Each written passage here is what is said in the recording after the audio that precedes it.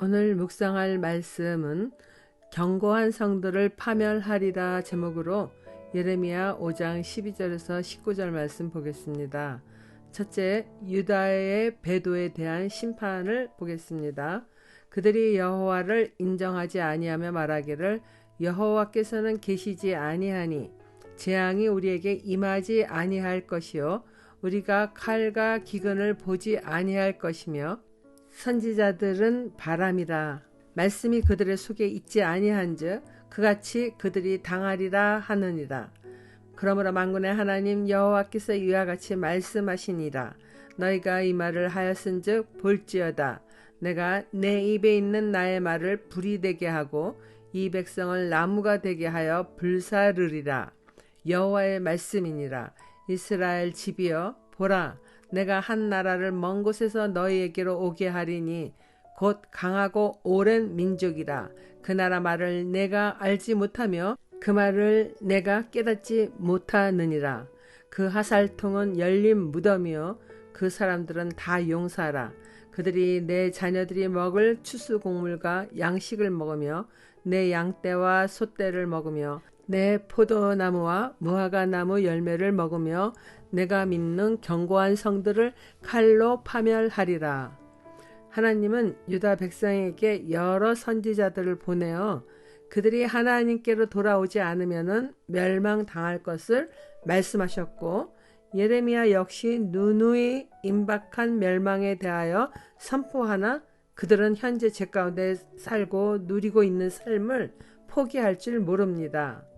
이처럼 죄의 길에 서 있으니 하나님의 말씀이 들리지 않습니다.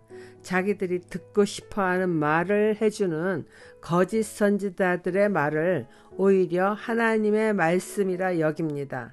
그냥 듣기 좋은 말을 믿고 싶은 것이죠.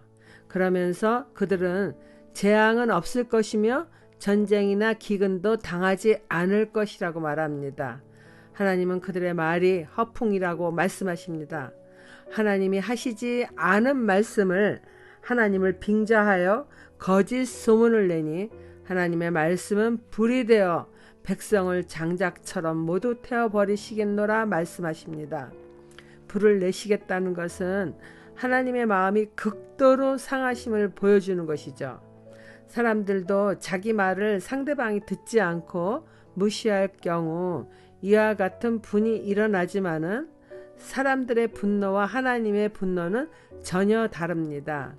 부모가 잘못하는 자식을 향해 말로는 심한 말로 야단을 치더라도 마음속은 어떻게 하면은 나의 자녀를 바른 길로 돌아오게 하는 생각만 하지 않습니까? 하나님의 사랑은 이러한 부모의 사랑이 담긴 분노입니다. 그러나 끈질긴 하나님의 사랑을 알지 못하는 백성에게 아무리 말씀하여도 듣지 않으니 결국 먼 곳에서 한 민족을 데려다가 멸망시키겠다는 말씀까지 전하십니다. 바로 바벨론의 침략을 말씀하시는 겁니다. 유다는 북이스라엘이 아수르에 의하여 멸망당하는 것을 보지 않았습니까?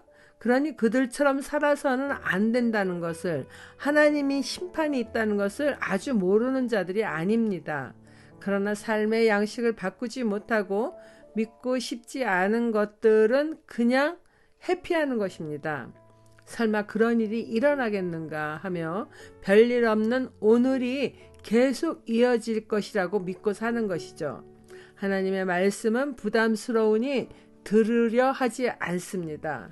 어느 누구도 이와 같은 사랑을 할 수 있겠습니까? 하나님은 잃어버린 한 마리 양을 찾기 위하여 온 산을 찾아 헤매는 목자의 심정으로 지치도록 선지자들을 통하여 말씀하십니다. 무서운 심판이 임할 것이니 돌아오라고 끊임없이 경고하십니다. 그들이 애써 농사지은 곡식과 양식을 침략자가 다 가져갈 것이며 아들과 딸들도 죽이고 그들의 양떼와 소떼도 잡아먹고 포도와 무화과의 열매들도 그들이 모두 먹어치우며 경고하여 무너질 리 없다고 믿는 성들도 모두 그들의 칼로 무너뜨릴 것이라고 구체적으로 심판의 내용을 말씀하시나 귀담아 듣지 않습니다. 지금 가지고 있는 재물, 건강, 명예, 권력 등이 한순간에 사라질 수도 있음을 깨닫지 못한 채 그것들을 의지하며 살아갑니다. 오늘을 살아가는 우리들 중 어떤 이들은 성경에 이미 마지막 날에 대한 예언의 말씀이 다 기록되어 있어도 그 말씀을 믿지 않거나 그날은 나와는 상관없을 거라고 생각하며 성경 말씀을 자신의 생각대로 해석하고 믿습니다. 예수님은 손에 키를 들고 자기의 타작마당을 정하게 하사 알곡은 모아 곡간에 들이고 쭉저기는 꺼지지 않는 불에 태우시겠다고 마지막 날에 이러한 일이 있을 것을 말씀해 주시지 않았습니까? 적용 질문입니다. 세상에서 내가 믿고 의지하는 견고한 성은 무엇입니까? 그것을 파멸하고자 하나님이 먼 곳에서 오게 하신 나의 바벨론은 누구입니까? 두 번째 단락, 완전히 멸망시키지 않겠다 하시는 하나님 보겠습니다. 여호와의 말씀이니라. 그때에도 내가 너희를 진멸하지는 아니하리라. 그들이 만일 이르기를 우리 하나님 여호와께서 어찌하여 이 모든 일을 우리에게 행하셨느냐 하거든 너는 그들에게 이르기를 너희가 여호와를 버리고 너희 땅에서 이방 신들을 섬겼은즉 이와 같이 너희 것이 아닌 땅에서 이방인들을 섬기리라 하라. 바벨론의 침략으로 유다를 멸망시키나 하나님의 심판은 완전히 멸망시키지는 않으시겠다고 말씀하시는 겁니다. 다만 유다 백성이 하나님을 떠나 다른 신들을 섬긴 죄의 결과로 그들도 남의 나라 땅에서 다른 사람을 섬기는 벌을 받게 될 뿐이라는 것이죠. 오늘을 살아가는 우리들도 역시 잘못된 길에 서 있다가 하나님의 징계를 받을 때가 종종 있지 않습니까? 그러나 하나님은 사랑으로 징계하시는 분이지 우리를 멸망시키고자 벌하시는 분이 아님을 징벌받은 경험을 하신 분들은 알 수 있지 않습니까?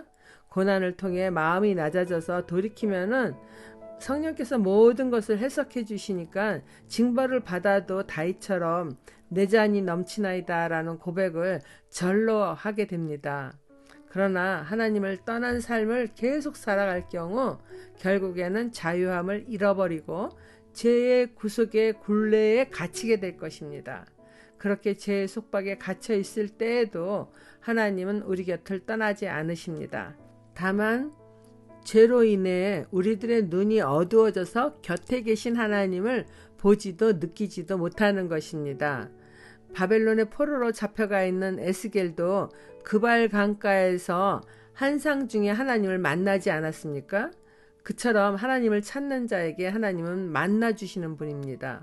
죄로 인해 받은 속박을 통해 자신들이 하나님의 뜻을 따라 살지 못한 자를 깨닫고 우리들의 마음이 하나님께로 돌아서기만 하나님은 기다리시는 분입니다. 한편 돌아서려는 유다 백성이나 우리들에게 공중 권세를 잡은 어둠의 영은 끝까지 하나님을 떠나기를 계속 유혹할 것입니다. 그것들은 눈으로 보기에 탐스러운 세속의 화려한 것, 더 많은 재물이나 명예, 권력과 즐거움을 누리는 삶을 영원토록 살 수 있을 것처럼 미혹하죠. 그리고 사탄이 거하는 영원한 지옥이나 천국은 없다고 거짓말도 합니다. 죽어봐야 아는 거라며 하나님의 말씀을 거짓말 취급하며 무시하게 합니다. 그러나 내가 살아가는 세계가 눈에 보이는 현실만 존재하는 것이 아니라 영적 세계를 보는 믿음을 가지고 있다면 분별하게 되죠. 의인은 오직 믿음으로 사는 것입니다. 보이는 것만이 실제하는 것이 아니라 보이지 않는 영적 세계를 아는 믿음을 가진 자가 지혜로운 자입니다. 오늘도 영적 전쟁에서 승리하는 신앙인이 되어 바벨론의 포로로 잡혀가는 일이 없는 삶을 살아가기를 바랍니다. 적용 질문입니다. 지금 나는 어떤 무너진 환경에 있습니까? 하나님이 진노 중에도 완전히 진멸하지 않고 남겨주신 것은 무엇입니까? 기도하겠습니다. 하나님 아버지, 견고한 성들처럼 하나님을 향한 목이 뻣뻣하거나 마음이 굳게 닫히는 일이 없도록 늘 깨어 있게 하여 주시길 바랍니다. 심판의 말씀으로 경고하실 때 속히 바로 깨달아 회개하기를 원합니다. 바벨론의 포로가 된 것처럼 하나님 아닌 것에 매여 그것으로 인해 힘든 시간을 보내면서도 어리석게 깨닫지 못하는 일이 없기를 바랍니다. 순전한 마음으로 주의 얼굴을 보는 삶을 살아갈 수 있도록 성령으로 충만케 하여 주시길 예수님 이름으로 기도드립니다. 아멘.